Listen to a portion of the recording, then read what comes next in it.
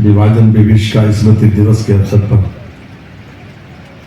आज के इस कार्यक्रम में उपस्थित सम्माननीय श्री मिथिलेश जी, सम्माननीय श्री हरिप्रकाश वर्मा जी, सम्माननीय जिला अध्यक्ष श्री केसी मिश्रा जी, सम्माननीय महानगर अध्यक्षा जी, सम्माननीय हमारे बरेली से पधारे क्षेत्रीय उपाध्यक्ष श्री हर्षवर्धन जी, हमारे लोकप्रिय जिलाधिकारी श्री धर्मेंद्र जी, मुख्य विकास अधिकारी एसपी सिटी, यहाँ पर उपस्थित सभी अन्य महानुभाव, पत्रकार एवं छायाकार मित्रों, अभी आपने श्री अग्निहोत्री जी को, श्री कृष्णलाल छावला जी को सुना और छोटी सी फिल्म भी देख ली आपने। वास्तव में एक अत्यंत कष्टदायक वो पीरियड था जब भारत का विभाजन हुआ। यद्यपि आप सब लोग ये अच्छी तरह से जानते हैं कि जिसके मुंह में सत्ता लगी हो, जो केवल लोगों के ऊपर शासन करने की महत्वाकांक्षा लेकर आया हो, उसको कोई भी प्रकृति या कोई भी वातावरण समझा नहीं सकता। एक व्यक्ति की महत्वाकांक्षा इतिहास में लिखने वालों ने, खुशवंत सिंह ने अलग लिखा है, हमारे एक विदेश सचिव हुए सरीला जी, उन्होंने अलग से लिखा है, और हमारे एक बहुत बड़े मंत्री रहे हैं कई विभागों के जसवंत सिंह, उन्होंने जिन्ना के ऊपर भी एक बहुत लंबी चौड़ी किताब लिखी है, 600 पेज से ज़्यादा। हम जब पढ़ते हैं तो लेखक का अपना मंतव्य, लेखक की अपनी शैली, लेखक की अपनी सोच उसके ऊपर जरूर हावी दिखाई पड़ती है। वास्तविकता तो यह है कि 1933 से लेकर और 1940 तक लगातार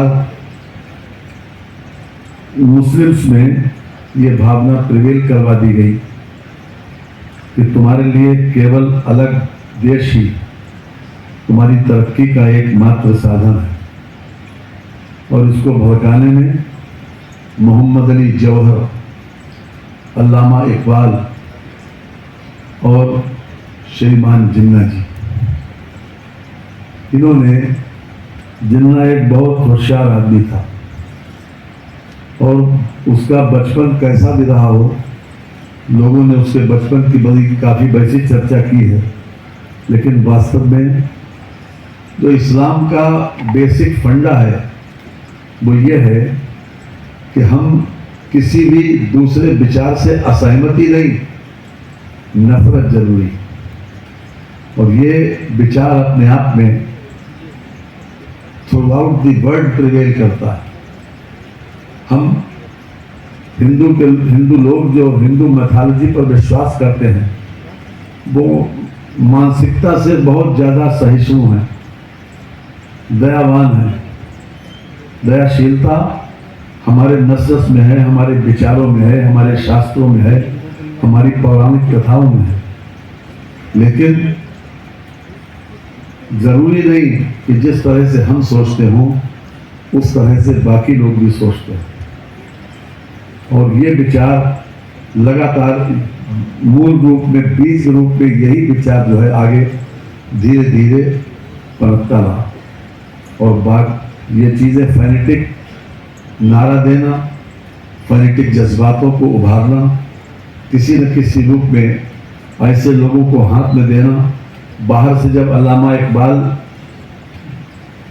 जब कांग्रेस के मंच पर जाते थे तो वो दूसरी कथा सुनाते थे, दूसरे तरीके की अपनी शायरी पढ़ते थे, लेकिन जब मुस्लिम लीग के मंच पर जाते थे तो वो भी अलगाववाद की बात करते थे, और ये सभी लोगों ने स्वीकार किया इसको। और मोहम्मद अली जौहर, इन्हीं लोगों ने सबसे ज़्यादा मिलके, तीन ही लोग, मोहम्मद अली जौहर, अल्लामा इकबाल। और अल्लामा इकबाल की नज़्म है, मज़हब नहीं सिखाता आपस में बैठ करना, हिंदी है हम वतन है हिंदुस्तान हमारा। और इसके अलावा भी उन्होंने बहुत कुछ लिखा है। इन लोगों ने एक जहर बोया, क्योंकि विभाजन उस वक्त किसी के लिए हितकारी नहीं था, लेकिन जो लोग ये महत्वाकांक्षा पाले बैठे थे कि हमको किसी न किसी रूप में रूल करना है। और गांधी जी की बात सीधी भी होती थी। गांधी तो एक बहुत होशियार भी थे और बहुत ज़्यादा तार्किक भी थे, बहुत बड़े तार्किक थे गांधी जी। तो Gandhi ji was the best negotiator of his time. उन्होंने जब जाट पंचम ने उन्हें 1933 में बुलाया और यह शर्त रखी कि आपको ड्रेस कोड में आना है, तो गांधी तो जिद्दी भी बहुत थे। साउथ अफ्रीका में ही अपनी जिद का उन्होंने एक सबूत दे दिया था, खासतौर से अपनी जिद होने का। 1933 में जब जाट पंचम ने उनको आमंत्रित किया तो उनसे ये कहा गया कि इस ड्रेस कोड में आइए। तो उन्होंने उस ड्रेस कोड को तो छोड़िए, जिस तरह से वो धोती आदि पहन कर आदि ओढ़ के जाते थे, उसी धोती के वेश में उन्होंने वो वहाँ पहुँचे।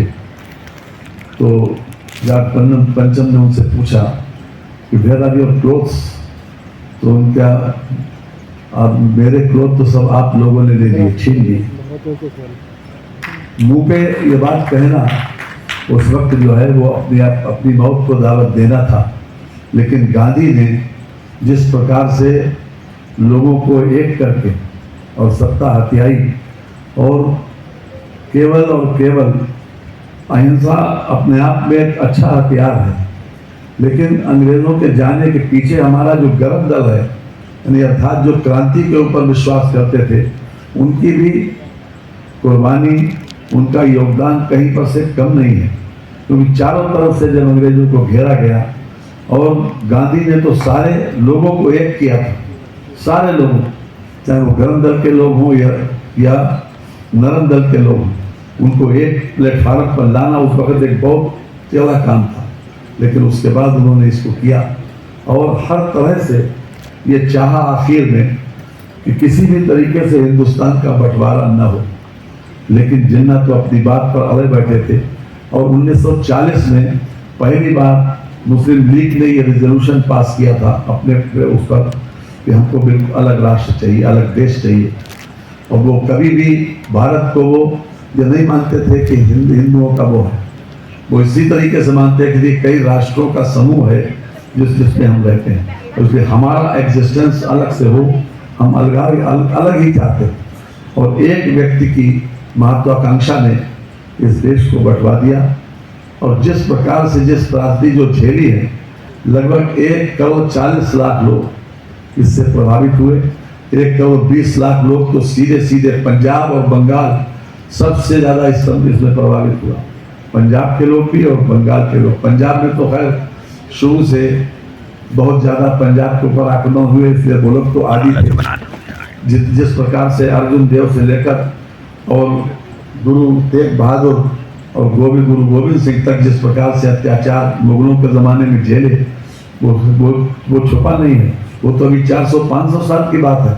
गुरुद्वारा शीशगंज दिल्ली में जो बना है वो केवल इसीलिए बना कि गुरु तेग बहादुर ने औरंगजेब के सामने घुटने टेकने से इनकार कर दिया, धर्म परिवर्तन से इनकार कर दिया। तो उसका नतीजा ये हुआ कि उनका सर कलम किया गया, और जहाँ पर उनका सर कलम किया गया वहीं पर गुरुद्वारा शीशगंज बना, और रकाबगंज का गुरुद्वारा जहाँ बना है उस जगह पर उनका धड़ को अंतिम संस्कार किया गया।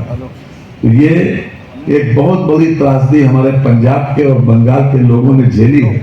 और आज भी आप ये समझिए कि अगर कोई आदमी किसी वक्त भी किसी के संग ज्यादती होती है, कोई चुनौती मिलती है या किसी के संग अन्याय होता है, तो उसके दो रिएक्शन होते हैं। एक, वो और ज्यादा कठोर बन जाए। दूसरा, किसी न किसी रूप में उसकी संवेदनशीलता जागृत हो और वो उसके खिलाफ व्यवहार उसका करने लगे, अर्थात वो ज्यादा संवेदनशील दिखाई पड़े। ये तो चुनौती और संघर्ष दो ही तरफ ले जाता है। एक कठोर बनाता है दूसरे को और ज़्यादा नरम बनाता है, संवेदनशीलता जागृत करता है। इसीलिए पंजाब के लोगों को आप देखोगे, पंजाबियों को आप देखोगे, कभी चंदे में दान में कभी पीछे नहीं रहते। ये वो परंपरा है जो लगातार सदियों से चली आ रही, जिस दिन से उनका धर्म खास तौर से गुरु नानक जी देव जी के जमाने से चली आ रही परंपरा को आज भी निभाया। सबसे ज्यादा अत्याचार हुए, सबसे ज्यादा आक्रमण झेले, और आक्रमण झेलने के बाद भी कठोर नहीं हुए, कठोर नहीं बने, मन से कठोरता नहीं बल्कि मन से द्रवित होता था। दूसरों की संवेदनशीलता और ज्यादा बढ़ी। दूसरों के आंसू देखकर अगर आप किसी सरदार से कभी किसी चंदा मांगेंगे तो चाहे उसे अपने बर्तन गिरवी रख के देना पड़े तो चंदा जरूर दे दे, किसी बात के लिए। ये उधर से 400-500 सालों से ये यही व्यवहार सीधा सीधा चला आ रहा है। और अब भी अभी भी आप कल्पना ये करिए कि उन्होंने तो बीज बो दिया अलगाववाद का, और उसका नतीजा क्या हुआ? नतीजा ये हुआ कि 1946 में जिस समय मारकाट शुरू हुई, लोगों ने तय हुआ कि जो जिस तरीके से भाग मिला उसको भागा, और ये आपके रामनगर कॉलोनी बनी, कृष्णानगर कॉलोनी बनी, ये मोहनगंज बना। ये खास तौर से उस वक्त जमीन सीधी सीधी उन लोगों को ऐसे दे दी गई थी। रिफ्यूजी कॉलोनी करके लोग बोले जाते थे कि रिफ्यूजी कॉलोनी है, और हमारे पूर्वजों ने वो दंश झेले हैं कि दोपहर में ही तो ये मालूम होता था कि हमें रोटी मिलेगी, शाम को यह नहीं मालूम था कि कहाँ सोएंगे और कहाँ रोटी मिलेगी।